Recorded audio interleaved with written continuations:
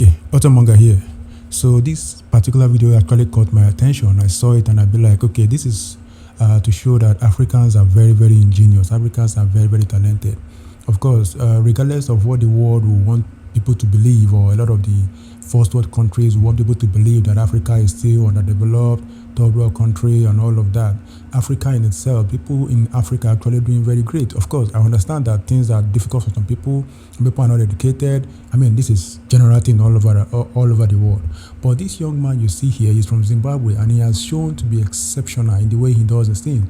He has been trying to to break into this tech industry for a long time now, since 2009, 2008, 2010, 2011. He has been working hard. He even went ahead to produce the television that does not use cable. I don't know if you have seen that advert one time. His televisions do not use cable. They use radio frequency.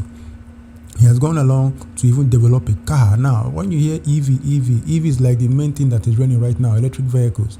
The Tesla, the Boyd, and the rest of them, Arrival, all of them trying to break into this industry. And even all the big car industries that are already established, the Volkswagen, the Mercedes, and the rest of them, trying to hit it big in this industry. This guy is coming along and say, okay, I can even do something that is even better than the one that you know.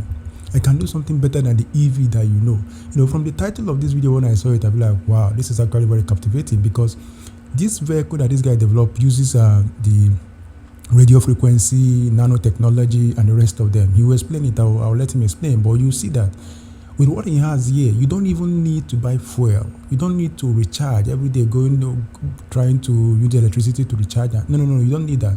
You don't need to buy fuel. You don't need to put gas. It's not just on its own. It continues to generate energy and it works. And it can move as fast as 220 kilometers per hour. It's very conducive, and every gadget you see in a normal conventional car, you have it.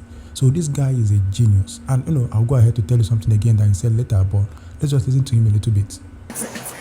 Yeah, the vehicle, it uses what we call the microsonic energy device. The microsonic energy device, it is the device that I personally invented in 2009, which harness radio frequencies, converted it into energy. As you know, radio frequencies, they are measured in nanovolts, meaning to say they are less than a volt. They are just like nothing, but we find a way of harnessing it through the creation of the 70% of the components in the microsonic energy, which I've tailor-made, which I've designed. So those are the components that enable the radio frequency to be transferred into pure, useful energy. And this is the first time in the world. With that technology, it violates the laws of energy in thermodynamics, and also the first law of energy as well. So they wanted to arrest him for changing physics. Yeah, yes. Even when we tried to file a patent, they said we were violating the natural laws of physics. How he was able to come up with this energy.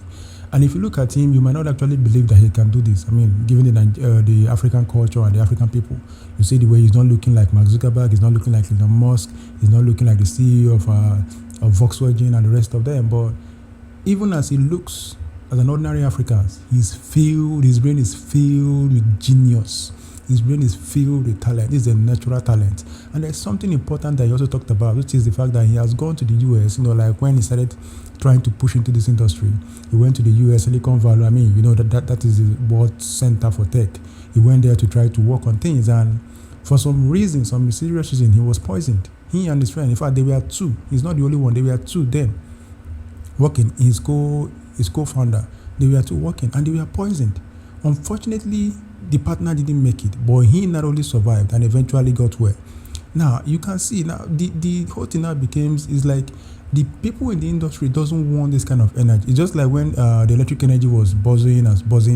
The people in the industry already that have big investment in the industry do not want the EV to take up, because if EV takes up, all the cars they produce is going to be abandoned, and all their industry, all the machineries, all the plant that they have will become waste, because they are going to become redundant. So they will fight so that doesn't work. But eventually, when there's a lot of arms, then it's going to work. The same thing happened. Look at what Tesla had to do. Elon Musk had to open up his own codes, open up everything and give it out for free, so that it will encourage other car makers to go into EV. I mean, it is not common in the industry. If you're able to come up with a design, come up with a code, you lock it up because you want to keep it yourself. Look at what Apple is doing. Look at what Microsoft is doing. You don't want to share it with anybody because that is your competitive advantage. Your patents, you patent everything and you code it, you block it. But Tesla had to go to the length of opening it up and inviting people to come and use their code to develop their own, so that they can have a lot of people in the industry. And when they have a lot of people in the industry, it will not be difficult to shut it down. Because, you can shut Tesla down, but can you shut Riven? Can you shut Boyd? Can you shut other ones coming out of China? Because everyone now has the code and people are now generating it. So over time, it will become acceptable, just like we are having it now. So the same thing is happening with this guy, but unfortunately, he's the only one that knows this technology, which is the radio frequency and whatever thing he's able to garner together. So he is smart. I still don't understand how he was able to harness all those energy, but he knows how to explain it and he knows how he was able to come up with it. So that is his own talent. That's the genius in him. But because of the issue he was having in the US, the Zimbabwean president had to invite him and say, okay, boy, you are our own son. Come back to our country and we'll give you all the support you need to develop your cars. And that is why he went back to Zimbabwe, and then he's now trying to work things out there. The president is, pledging to support him in every way possible so that the cars can take off.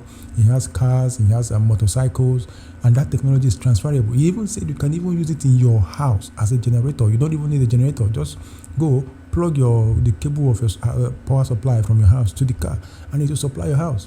So if this thing goes mainstream, a lot of industries are going to crash. One, the regular car, the IC engine, the internal combustion engine is going to go off. The electric cars, we know it even, worrying about charging and all of that is going to go off. So a lot of steam, everything, diesel, everything is going to go off. Everybody's going to rely on this. So because of that, those people will not want it to work, and that is why they will continue to push it. So I'm actually I'm happy for him that he's able to come up with it, but I'm also worried about him that it doesn't get eliminated because of what he's doing. But hopefully people also learn the technology, and then it become rapid and develop, and then it will become very hard to shut down. So let's listen to him a little bit. Just put up wires together and they put something around it. You can fly to Cape Town and call it back. This is the only vehicle that exists in the world. There's no other in the world. This is the only vehicle in the world, and it is here in Zimbabwe by this young Zimbabwean. And he's so gifted, you won't believe it.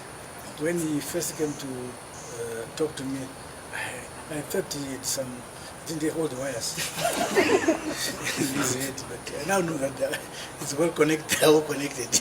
Instead of the components in the microsonic energy, which I've tailor-made, which I've designed. So those are the components that enable the radio frequency to be transferred into pure, useful energy. And this is the first time in the world. With that technology, it violates the laws of energy in thermodynamics, and also the first law of energy as well. So they wanted to arrest him for changing physics. Yeah, yes. Even when we tried to file a patent, they said we are violating the natural laws of physics. So it's not an industrial applicable. We decided to take the trade secret route after that. So with this car, you can also use it to power your house. It is a moving generator. When you drive from work back to your home, you can connect your power cable, then you can power your house. It gives you 15 kilowatts power to power your house, and the vehicle itself, it has got 160 kilowatts electric motor, which gives you a torque of about 320 to 380 newton meters of torque. That means it's fast, and we are talking of horsepower of around 215 horsepower. It's a moving generator. You can use it to power your house, you can use it to go camping, you can use it for anywhere you want, anywhere you can use it. It doesn't need the electricity to work. It doesn't, everything is just there. He only needs a battery. I'll show you the engine later. He only needs one battery. The battery just to start the electronics, and everything will begin to work on its own. It automatically charges the battery. You don't need to charge the battery outside. Everything is done internally. Okay, now this is a motorcycle. You can see how beautiful it is. This is a game changer. This is a game changer for the automobile industry. However, like I said before, acceptance will be hard, but I hope that he gets all the support that he needs. At least let's start from his country. I hope the president does not forsake him, but rather continue to give him the support that he needs. If it becomes very big in Zimbabwe, if Zimbabwe begin to adopt it in large quantity, the world will have no choice than to begin to key into it, because everyone wants to cut down on the cost of energy. Everyone wants to cut down the cost of fuel, petrol, the gas. So if you have a way to do that Will you stick to the old way and be like, oh, you don't want to accept anything? No. You're going to change over time. So some people are already getting into Tesla because they feel it is even cheaper for them. You don't have to be in long lines queuing, trying to buy gas every other time. No. All they need to do when they get home, they put it in, they plug it, it charges in the morning, they move out. So it's actually more efficient and easier for them. Now, to even see something like this one, so when you go to work and come back, you don't need to bother about charging. When you're on the way, you don't need to think about, oh, maybe, I need the next charging station where I can charge it. No, you don't need that. It's self-propelling, it's self-charged, it takes care of itself. So you can travel 200 kilometers, 400 kilometers. You don't have to worry about charging station. You don't have to worry about filling station where you can buy gas. You don't have to worry about any of that. You can go to the desert, you can go camping, you can go into the forest, you can go anywhere you want to go. You don't have to worry about anything. Because if you kickstart it in the morning, it's going to come up. In the night, it's going to come up. In the evening, it's going to come up. So very, very efficient and ProEv. So I think this is a game changer, but let's see how it goes. I'll continue to follow up on this story, and I hope that it doesn't get shut down. That is just my fear. I don't hope it doesn't get shut down before it boards. But my advice is for Zimbabweans to adopt it in mass, because when they adopt it in mass, it will now become very difficult to shut down. But this is the only one in the world. This is the only place you can have this technology in the world. Even Tesla does not have it. Rival does not have it. Boy does not have it. Lamborghini does not have it. All the rest, big cars that you see, all those converting to EVs, the Mercedes and the rest of that, they don't have this technology. And just an African guy from nowhere, no name. You don't even know his name. I don't even know his name yet. But he has developed this thing. So Africa is blessed, and this is an appreciation post to Africa. So guys, let me know what you think about this guy.